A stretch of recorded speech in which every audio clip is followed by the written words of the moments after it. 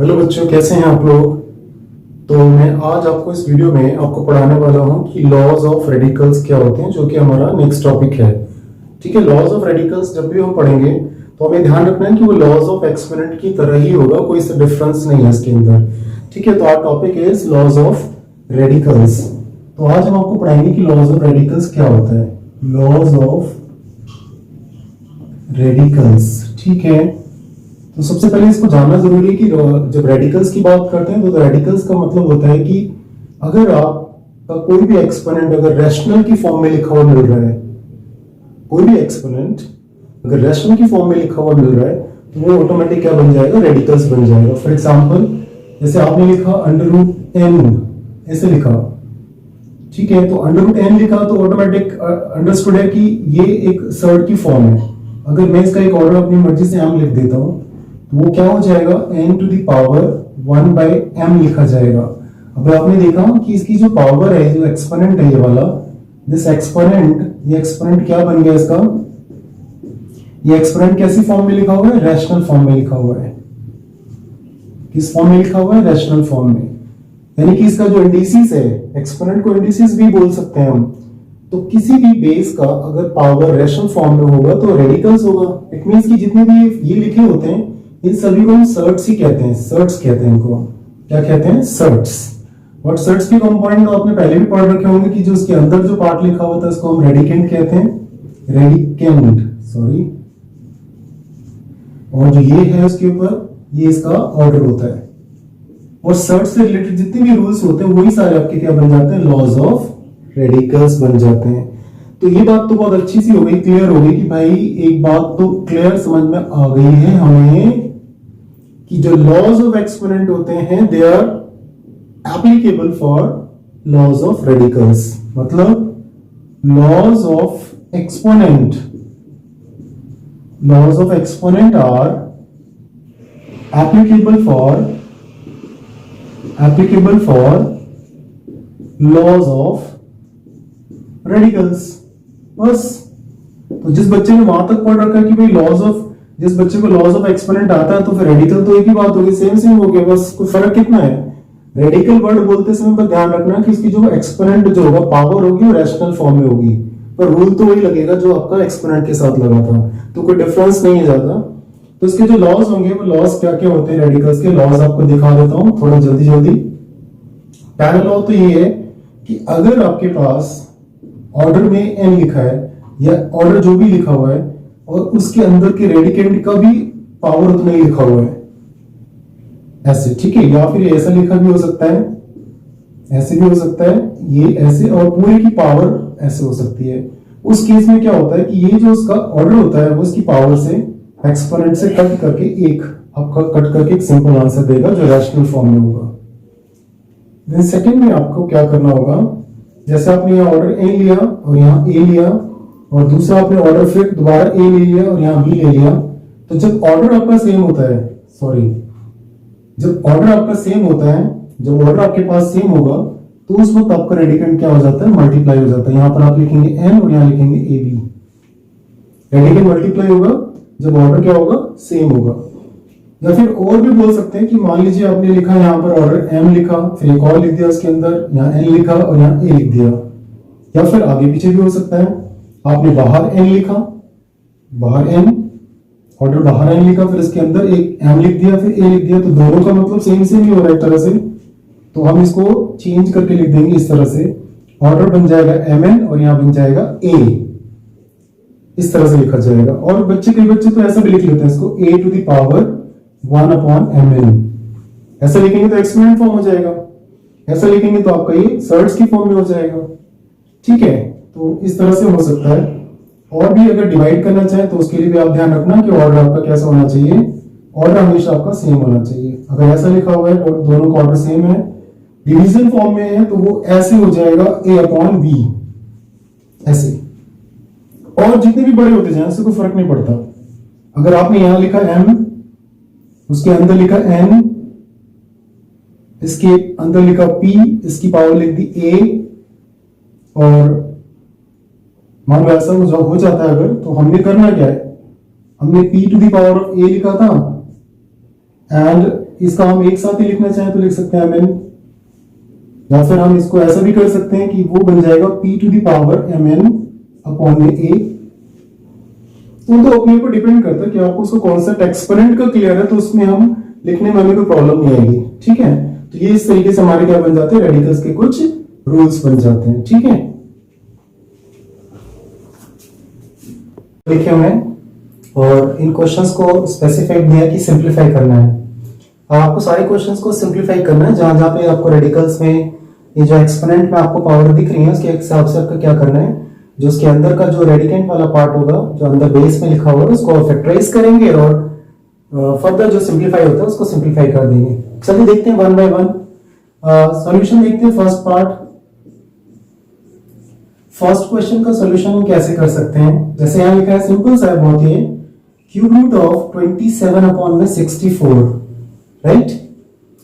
So cube root of 27 तो सभी को पता है, हम 3 into 3 करके बना सकते हैं, 3 into 3 into 3 and whole upon में 4 into 4 into 4। तो अभी आपके पास ऑर्डर में तो ये 3 हो गया और आप यहां लिख सकते हैं 3/4 and whole to the power of 3। तो ये कैंसिल हो करके आपके पास कितना आया, 3/4 ही आया। ये आपका आंसर हो गया, बहुत इजी सा हो गया। इसी तरह से सेकंड पार्ट भी देख सकते हैं आप। सेकंड पार्ट में लिखा है 9 to the power 3/2। तो 9 को क्या कर सकते हैं हम, 3 into 3 लिख सकते हैं, होल एक्सपोनेंट पावर है इसकी 3/2। तो हो गया 3 स्क्वायर एंड 3/2।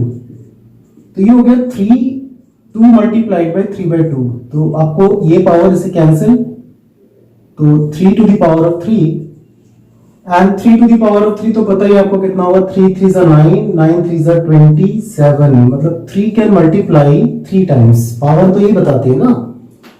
चलिए बेटा, इसके बाद थर्ड पार्ट है 125 to the power -1/3। Same, there is no difference in this question, it is same as the first one and two। -1/3, अब इसका पावर हो गया 3, 5 to the power of 3 -1/3 and 5 to the power 3 multiplied by -1/3। Simple, cancel and 5 to the power of -1। हाँ, थोड़ा सा, क्योंकि power negative है तो एक्सपोनेंट का रूल लगेगा। पावर नेगेटिव को पॉजिटिव करने के लिए हम उसको 1 अपॉन द एक्सप्रेशन, वो एक्सप्रेशन नीचे आएगा और पावर ऑटोमेटिक क्या आ जाएगी, पॉजिटिव। तो इस केस में you will get your answer 1/5। 1/5 is your answer for question number 3, third part. चलिए फोर्थ पार्ट देखते हैं। ये थोड़ा सा बड़ा है बट सेम करना है आपको, वही सेम फैक्टर्स बनाने हैं। 81/16 to the power -3/4 एंड उसके बाद आप आगे आ जाएंगे 9/25 to the power 3/2 and divided by 5/2 to the power -3। इसे यहां से क्लोज कर देता हूं मैं। ठीक है, अब देखते हैं कि इसका हम फैक्टर क्या बना सकते हैं और इसको सिंपलेस्ट क्या कर सकते हैं। पहली बात तो 81 को देखो, पावर यहाँ 4 है, यहाँ पर एक्सपोनेंट में 1/4 लिखा हुआ है, 4th पावर, नीचे तो 4th पढ़ते हैं इसको क्योंकि उस शर्ट को इंडिकेट करता है। तो 81 हो गया, 3 3 जा 9, 9 3 जा 27, 27 3 जा 81। तो 4 मतलब 3 और नीचे कितना चेक करेगा तो 2 2 जा 4, 4 2 जा 8, 8 2 जा 16, मतलब ये भी होता है 2। तो 3/2 to the power 4 हो जाएगी ना, लेकिन उसके ऊपर ही पावर है तो डायरेक्टली क्यों ना कर ले हम, -3/4 and the square bracket, the expression which is in square bracket.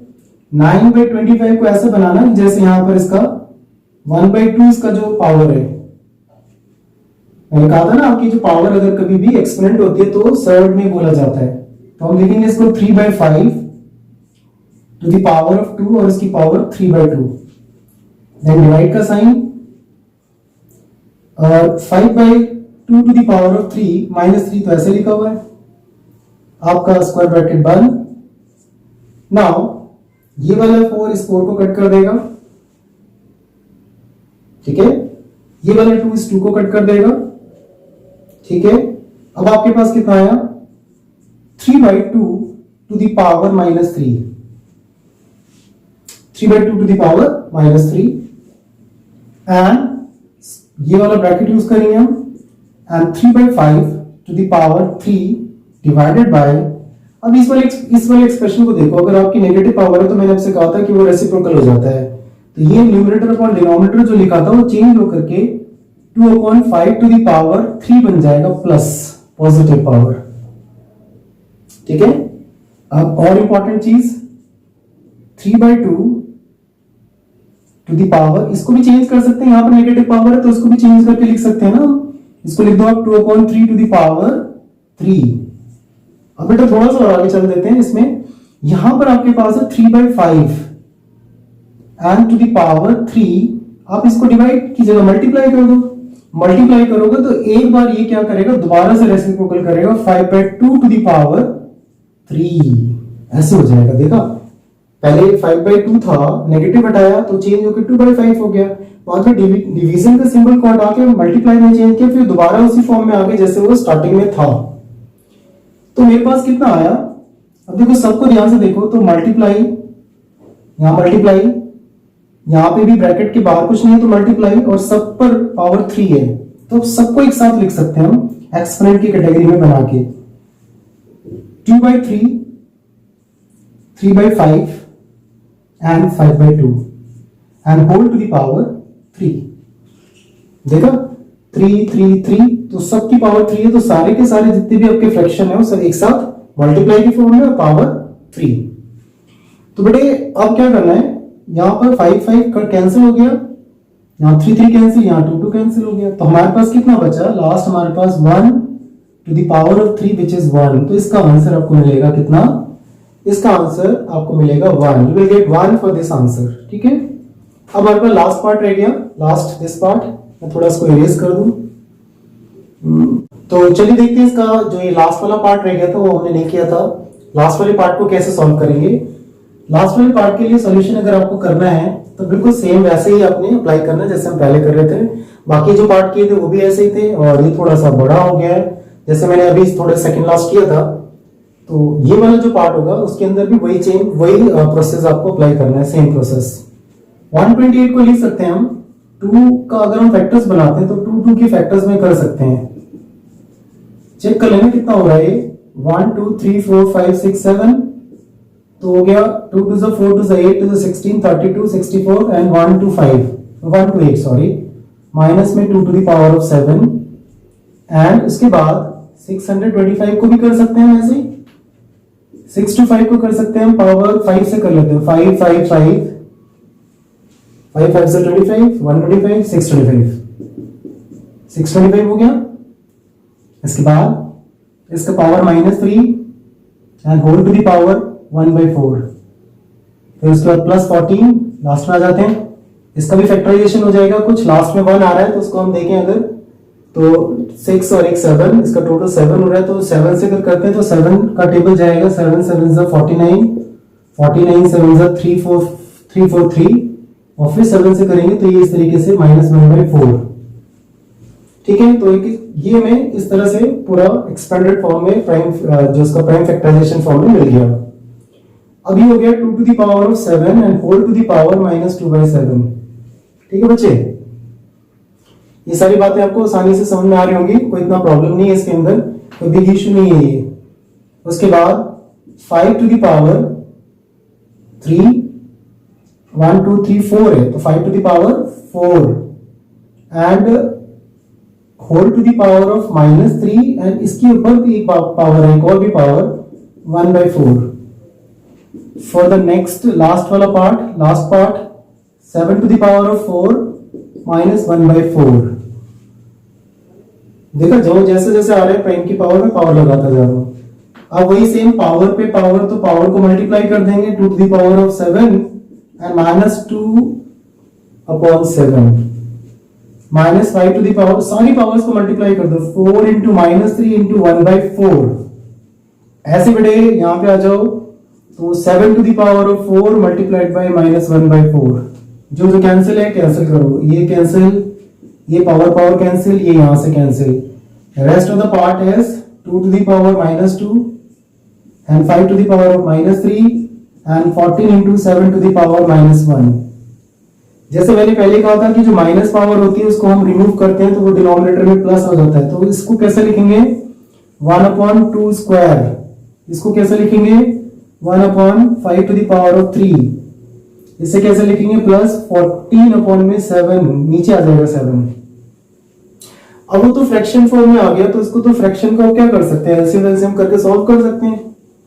तो वो हो गया 1/4 -125 और प्लस में उसको कैंसिल कर देता हूं, यहां से इसको कैंसिल आउट कर दूंगा तो 2 आएगा, तो 2/1। देन एक एलसीएम 25 एंड 4 का मल्टीप्लाई करते हैं तो 500 हो जाएगा, इसको से डिवाइड करेंगे 125 आएगा और इसके साथ करेंगे तो 4 जाएगा, प्लस में ये करेंगे इसके साथ तो 1000 आएगा। अब सबको प्लस कर लो 125, इसके साथ इसको जोड़ लेते हैं तो 1125 -4/500 और ये आ गया 1121/500।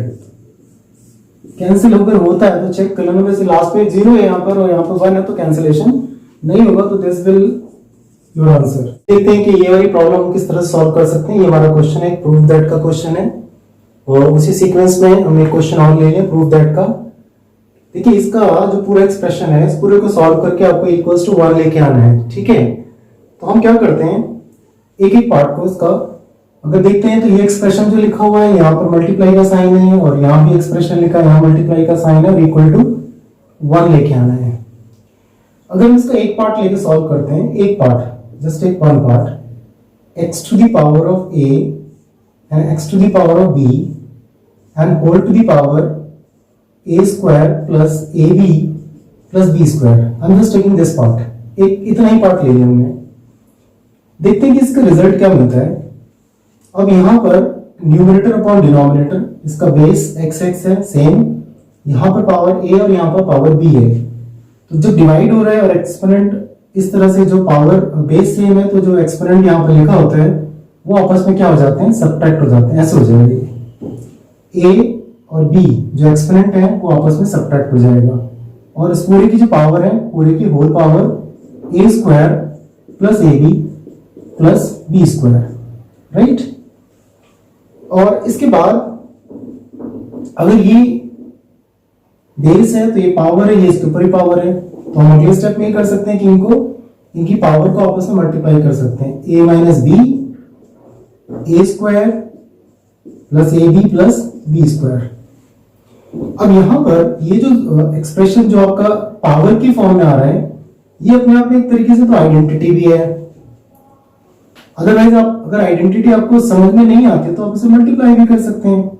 आप इनको मल्टीप्लाई करेंगे, पहले a को पूरे ब्रैकेट से करेंगे तो आपको देगा a क्यूब देगा, फिर इसको इससे करेंगे तो आएगा आपका प्लस का a स्क्वायर b, फिर इसको इससे करेंगे तो आएगा प्लस में a b स्क्वायर, ऐसे इसको b के साथ कर लेते हैं तो माइनस बी ए स्क्वायर, फिर b के साथ इसको करेंगे तो माइनस बी स्क्वायर a और लास्ट में करेंगे तो आएगा माइनस बी क्यूब। अब यहां से चेक करते हैं कि आपको रिजल्ट में मिला क्या। ये मिला x टू दी पावर, देखो a square b and a square b, एक माइनस प्लस, ऐसे ये वाला एक माइनस प्लस कट गया, तो आपके पास आंसर क्या आया a cube minus b cube. यहां पर इस चीज को समझना जरूरी है कि अगर आपके पास ऐसा लिखा था a minus B A square plus A B plus B square, तो अपने आप में भाई ये तो एक अपने आप में एक आइडेंटिटी बन गई कि अगर a माइनस बी और एक्सप्रेशन ऐसा लिखा होता तो a cube minus B cube का ये पूरा एक तरीके से आइडेंटिटी हो गई, फॉर्मूला हो गया, ठीक है ना।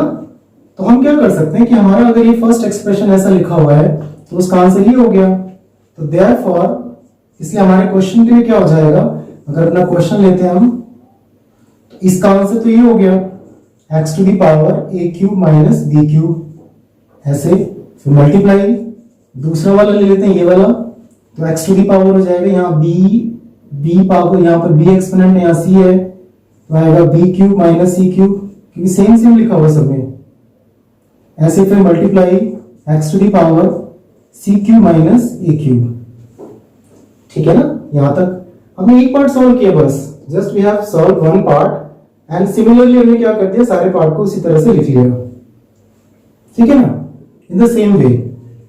नाउ अब क्या करेंगे, इसका बेस बेस बेस सेम है, मल्टीप्लाई मल्टीप्लाई, तो सारी की सारी जितनी पावर्स हैं, अगर बेस सेम होता है तो हम पावर को क्या कर लेते हैं, एडिशन कर लेते हैं, ऐड कर लेंगे हम। तो आएगा a cube minus B cube plus में b cube minus c cube plus में c cube minus a cube. आप चेक करते हैं, ये तो आपका बेस हो गया, ये पावर है पूरी, तो A cube positive negative, C cube positive negative, ये नेगेटिव पॉजिटिव जो भी है सब कैंसिल हो गए, X to the power of zero, और जीरो किसी का भी अगर पावर होता है तो उसका आंसर कितना हो जाएगा, 1। तो ये 1 जो आपका आंसर आया तो वो इक्वल टू तो था ही वो, आप ये भी ले सकते हैं, और आपका left hand side is equal to RHS, ये आपका प्रूव हो गया अगर आपने क्वेश्चन को सॉल्व करते समय LHS नोट किया तो, ठीक है। अदरवाइज आप लिख सकते हो वेरीफाई हो गया, वेरीफाइड कर दिया या प्रूव कर दिया, ठीक है। तो हमने कैसे किया, पहले इसका एक पार्ट लेंगे, उस एक पार्ट को हम यहाँ नोट करेंगे, उसको सिंप्लीफाई करेंगे, ए और बी जो पावर थी इसको a माइनस बी लिखेंगे, फिर दोनों पावर मल्टीप्लाई करेगी, ये पूरा मल्टीप्लाई करके चेक करना चाहो कर लो, अदरवाइज आप डायरेक्ट फॉर्मूला पे अप्लाई कर सकते हो। जैसा आपने पहले पार्ट को सॉल्व किया ऐसे आपके बाकी के सेकंड और थर्ड पार्ट को डायरेक्ट लिख सकते हैं। डायरेक्ट लिख दिया और फिर इसमें एक्सपोनेंट करने लगा दिया, और आपका ये हमारे सामने बिल्कुल सेम उसी तरीके से, और इसको भी आपने क्या करना है, पूरा सिंप्लीफाई करके इसका आंसर आपको 1 लेके आना है। सपोज करो हमने LHS नोट कर लिया, इसका LHS में x to the power of a and x to the power of b, और सबकी पावर है 1 upon ab multiply x to the power of b, x to the power of c, और पूरे की पावर 1 अपॉन bc। फिर ऐसे same यहाँ पर आ जाओ, x to the power of c, x to the power of a, and सबकी पावर कितनी लेनी है मुझे, 1 अपॉन ca।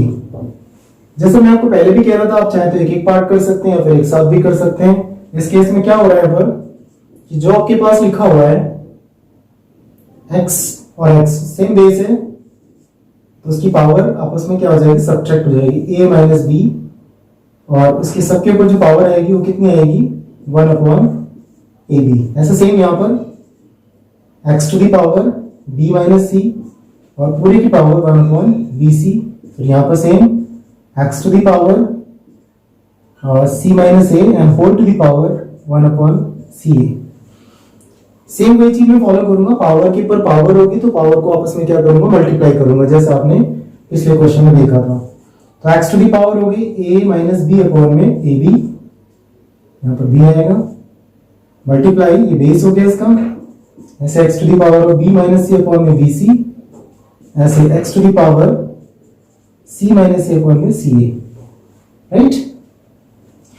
अब लास्ट में क्या है कि बेस यहाँ पर x है, यहाँ भी x है, यहाँ भी x है, और सबके बीच में मल्टीप्लाई का साइन है, तो आपका क्या होगा, आप बेस एक बार लिखेंगे और सारी पावर को क्या कर लेंगे, एक साथ ऐड कर लेंगे। क्योंकि जब प्लस, जब आपका बेस सेम हो, मल्टीप्लाई का साइन लगा होता है, तो पावर को क्या करते हैं हम, सम कर लेते हैं, उसको ऐड कर लेते हैं, प्लस b माइनस सी, बी अपॉन में bc, और c माइनस a अपॉन में ca, ठीक है। अब आपने क्या करना है, जो ये जो पार्ट है पूरा, ये पूरा इसका पावर है, एक्सपोनेंट फॉर्म में हो गया, तो हम इसको ऐसे लेंगे x टू दी पावर, और इसका एलसीएम ले लेंगे एक साथ, ए बी, बी सी और सी ए, इसका एलसीएम हो जाएगा आपके पास ए बी सी, इसका एलसीएम होगा ए बी सी। तो ए बी यहां पर है, ए बी से डिवाइड हो जाएगा तो सी बचेगा, सी को मल्टीप्लाई कर दो, ये आ जाएगा ए सी माइनस बी सी, ठीक है।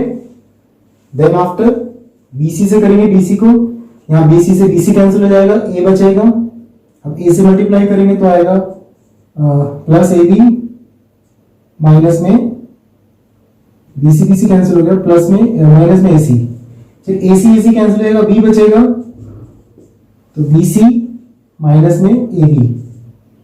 तो ये पूरा हमारा पावर जो था वो फ्रैक्शन फॉर्म में आ गया था, तो मैंने इसको एलसीएम ले लिया। तो x टू दी पावर अब कितना बचेगा, देखो AC से AC कैंसिल हो रहा है, BC से BC कैंसिल हो रहा है, AB से AB कैंसिल हो रहा है, तो मेरे पास बचा ऊपर 0 है, नीचे ABC, तो वो x to the power of 0 ही होगा, जिसका आंसर कितना हो जाएगा, equal to 1, which is equal to RHS। आप लिख सकते हैं वेरीफाइड हो गया, ये वेरीफाइड और प्रूव्ड, ठीक है। This was The second question,